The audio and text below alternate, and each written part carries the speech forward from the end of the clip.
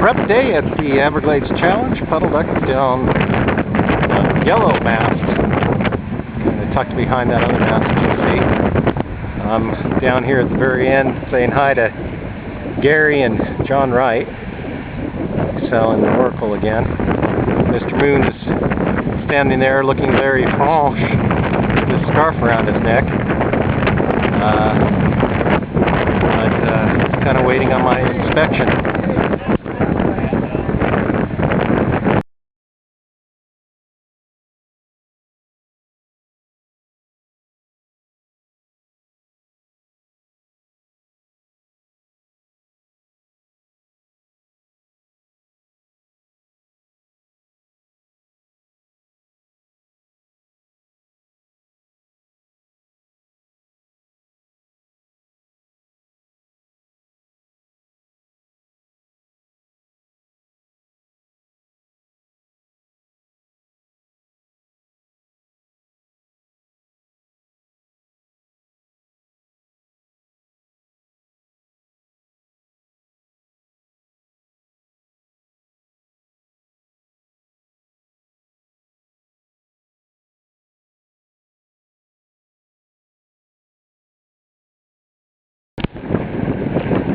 Okay, Everglades Challenge.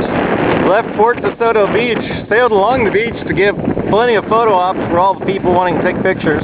Then I remembered to put my lee board down and kind of sailed away from them, so aren't I a bummer? But kind of nice to actually make some distance.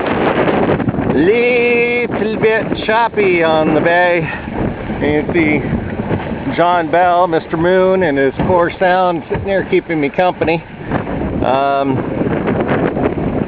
Easy Duck's handling it just like a little lifeboat for a bigger boat, so kind of nice to have such a short boat that fits in between the waves instead of cross them, but still it's chopping, not much fun. Probably not making much speed. Sometime I'll pull out my GPS, it is on, but gotta have a hand for the boat and a hand for the camera. Anyway, our plan is to sail inside. If I can make my way across Tampa Bay, I can get into some smoother going. Better pay attention to my sailing. This is EC Duck signing off. This is EC Duck reporting from a very wet and wild first day. I've made it up to the other side of the Tampa Bay, and I'm pounding my way towards the first bridge on the intercoast. At some point I'll have to look up what the name of the thing is. It's been very rough. Wind's been in the face. Wind's been hard enough at times to make the boat hull hum. So I've been trying to keep it flat just so the hull doesn't catch wind and flip me. As you can see, the sail is heavily reefed. You know it's been a tough day when you can only see one letter in the word escape. I've seen some water tribers around me. There's a Hobie Adventure Island I've been kind of trading tacks with. Once I got around across the bay, it was nice to kind of see him and know I wasn't the only fool out here. I saw what looked like a late team sail coming off the shore, so Gary Blankenship Lugnut may have stopped for a bit of a rest. And thank God for bilge pumps or kayak pumps. Glad I walked into the West Marine and bought that thing when I saw it on sale. I've used it a lot.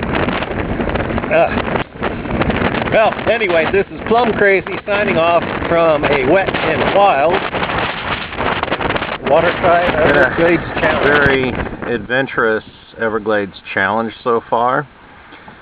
Did successfully cross Tampa Bay. I had a short video showing some waves, and then they got worse, and really didn't want to take my hands off of anything to videotape anymore.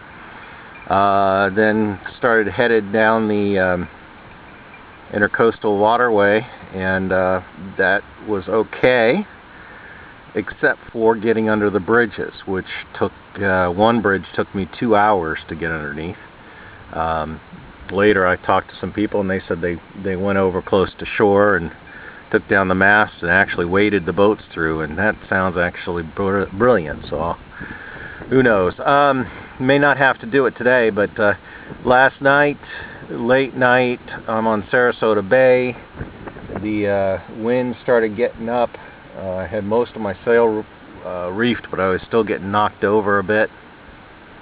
And the waves really started getting up, and nice choppy waves, and it's not fun in the dark for nice choppy waves. So I ended up pulling in about 10 o'clock into this nice little area behind this mangrove island. I just pulled up on my mobile phone, pulled up the wind advisories and been looking at it on a more advanced phone, wind finder. And it's saying gusts up to 40 miles per hour and some pretty good waves. It doesn't look like it out there, but supposedly there are some pretty good waves bouncing there. And unfortunately, I have been an inland lake sailor. I have never really got to experience surfing this boat on we're calling for 5-foot, 6-foot waves. So I don't know if, you know, the front will catch and I'll pitch pole or what will happen. Have to get all the weight in the back. So I'm not getting a quick start this morning. I'm gonna sit here and see what happens a little bit with the wind and talk to some people. And, well, kind of a roller coaster ride, not too bad. I have a tiny little snap of tail up. I could probably do more and do some surfing on the waves, but the gust comes along, it's controllable, and when my rudder kicks up, when I was in shoal draft back there, I got wicked weather helm if I had too much sail up and I couldn't control the boat. So that's what I had coming out into the big waves, and this is hard to do with one hand. Anyway, making my way across the bay. As long as I don't look behind me, it doesn't scare the shit out of me. These waves are actually smaller than some of the ones I was experiencing a little bit further back in the bay. Okay, I need both hands. Oh, made it out of Sarasota Bay alive. Pat Johnson took some good big pictures off the dock. Now just kind of cruising down the intercoastal. Again, not much sail. I wish I could open it up, but every once in a while we'll have a pretty darn big gust and bury my bow over up to the hatch, and I don't really want to do that. Get some wicked weather helm too. So yeah, that's it. Haven't checked the GPS. Actually, my GPS is broken, so I haven't checked my smartphone. Friendly gent just stopped by the powerboat, said I was going over 3, so not great, but hey, it's 3 directly where I need to go, so that's kind of a change from Saturday. Again, there goes one of the gusts that's preventing me from opening her up more.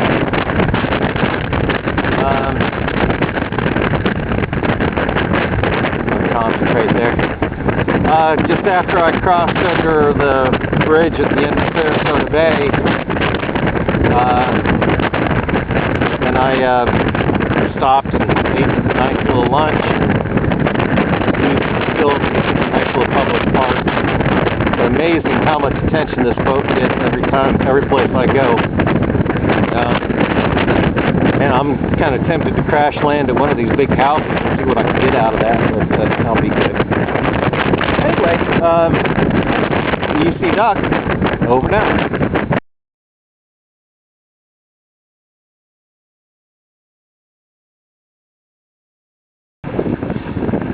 Okay, this is a report from EC Duck. We're sailing through the Venice Canal.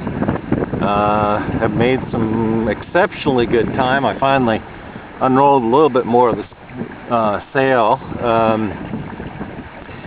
and been kind of averaging. It's getting a little light in this canal, but we've been averaging around 5 miles per hour, which is pretty darn good the last little bit. Had some fun because I got to have 2 drawbridges open, one a bascule, another one a swing bridge, open up for my little 8-foot boat. So the bridge keeper said that he thought it was the shortest boat that he's ever opened the thing for.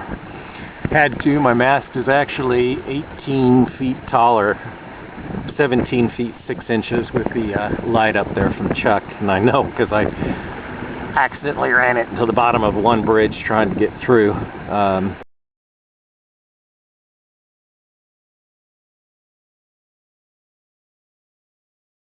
But it's just been an absolutely wonderful day. Even the excitement of bouncing across the bay, Gasparilla. It's just been this has just been a great day. Very enjoyable. Makes me glad I'm doing this thing. In some ways, I wouldn't mind doing a little bit faster boat, but we're making good time. Easy duck out. Oh, I need to show you. That's one of the repairs that we did at the little park. It was the mangrove island, and lo and behold, out comes Pat walking on this beach, and there's a public park right across from me, and 2 other ECers, Everglades Challenge people, pulled their boats out there and gave up, which is kind of interesting. The smallest boat, one's a catamaran, one was a Core Sound 17, and here I continued on. New fix for the mast is working absolutely wonderful, and it's what I should have done in the first place, instead of just relying on that old plastic to hold it.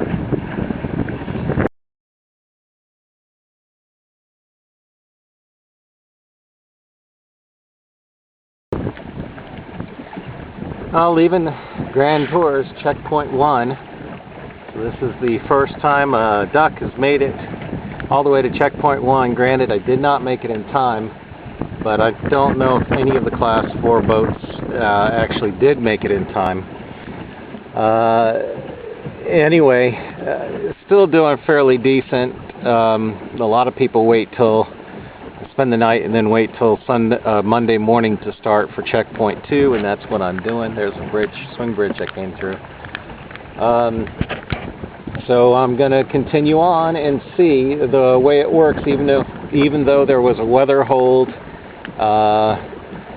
If you don't make it to Checkpoint 2 on time, so that's Checkpoint 1 and 2 you haven't made on time, then you are disqualified.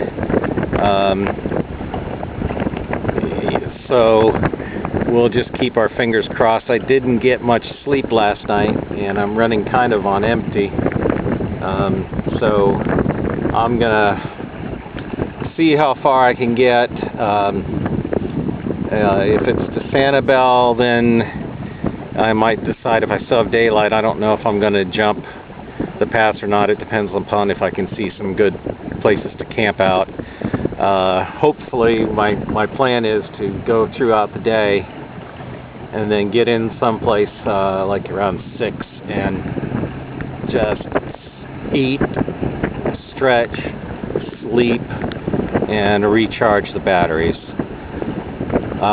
This is EC. Oh, I forgot to mention, when I was getting in, I got in about 2:30 a.m. The winds just got really light on me, and I very much ghosted the last several miles. I don't know exactly how much. But I made it. Just didn't see a sense in bunking down someplace else and not getting in last night. Besides, it kind of puts me close to the time of some other boats, which gives us at least some honors, us meaning the Puddle ducks. So I got in, found out Matt and his little 8-footer lived up to his name. Also, the familiarity with this boat and the sailing in these waters, I had to learn a lot. Man, he got in. I think Chief said he wasn't quite sure of the time. It was at night, and then he turned around and left. Mr. Moon in his Core Sound 17 got in about 12:30. A whole bunch of other people got in. It was a snore fest. I mean, literally a lot of snoring going on when I pulled in. And Gary Blankenship admirably didn't let the wind deter him and got an early start yesterday and actually made it by 5. So again, I don't think any class, I think all class 4 boats, or most all of them, are on probation, so to say, and need to make time to checkpoint 2. My plan is, if I am DQ'd, I'm definitely going to drop out, because part of the point of DQ is you're not running in sort of a time frame needed to make the end of the trip on within the allotted time frame, and unfortunately I do have to work, so I've got the week, and if I can't make it, I might as well go down and have somebody pick up the boat, maybe go get my trailer or something like that, but I'd like to go down to the finish line. Anyway, that's all for now. Just got passed by a Warham catamaran. I can't remember which one he said. Tiki, I think.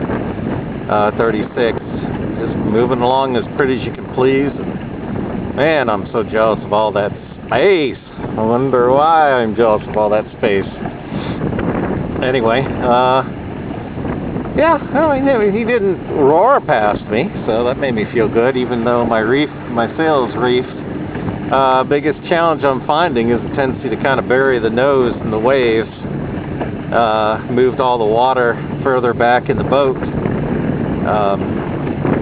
to try to compensate for that. It is now 10:28. I'm heading out towards Charlotte Harbor. I may follow where they're going, actually, because I want to kind of stay clear of the big pass going out into the bay. It can get pretty rough, so I may skim through these islands and go east a little bit before I start heading south again down through the big bay. There's Usepa Island, home of the Usepa Catboat Rendezvous. I believe they had it this year. It's too busy getting ready for this event to come. Beautiful little place fun to explore. Put up as much of my sail as I could. My mast up is just a little up. I thought I had it lashed down pretty good, but I'm not worried about it in this light air, making good progress.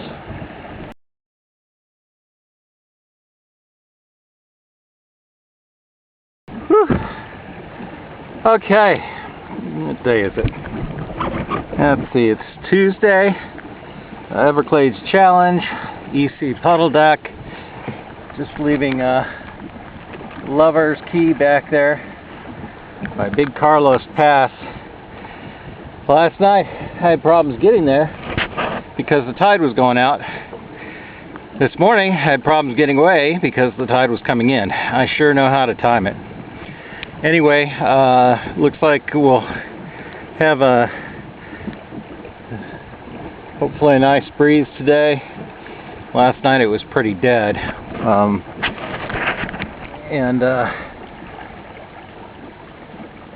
A nice breeze to kind of push us down the coast. 62 miles to go to the next checkpoint.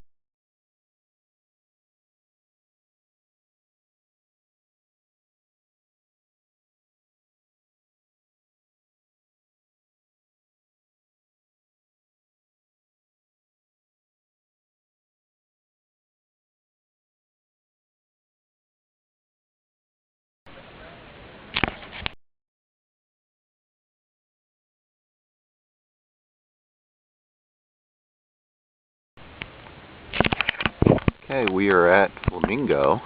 I should have recorded my landing on the beach, but that was the end of my Everglades challenge. But was kind of distracted. Essentially, I had been sailing towards Naples off the coast. I was probably about a mile or so offshore, and the wind started kicking up all of a sudden. really bad chop, which the duck doesn't handle well. The really short, choppy, messy stuff. So I started sailing towards shore to try to get in the lee. Long story short, a big, huge gust hit me 90 degrees to what I had been experiencing previously, what I was sheeted for, and I went over.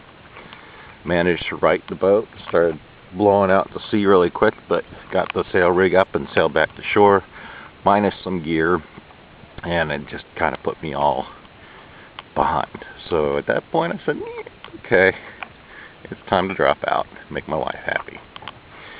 There's some lug nut, and the 6-person boat is back. I believe they made it all the way. And there's only one Class 4 sailboat challenger left, and that is lug nut.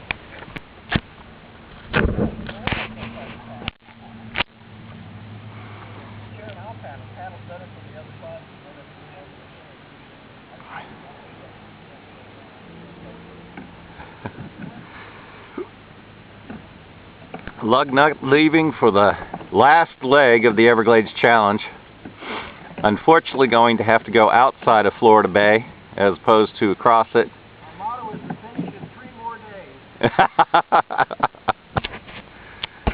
So this is a year where there's only one Class 4 boat left, and you're watching it leave.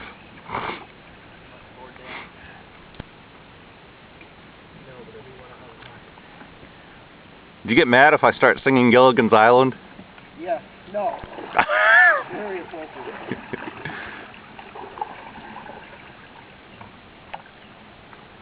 John, does that make you Gilligan? That makes him, he's the professor. Who's Mary Ann? Stand around and not do anything.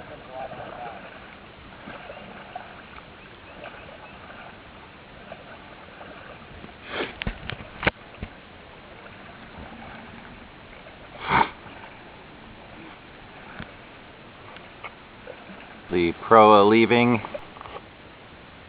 Hobie Adventure Island, and lug nut should be coming around the corner soon.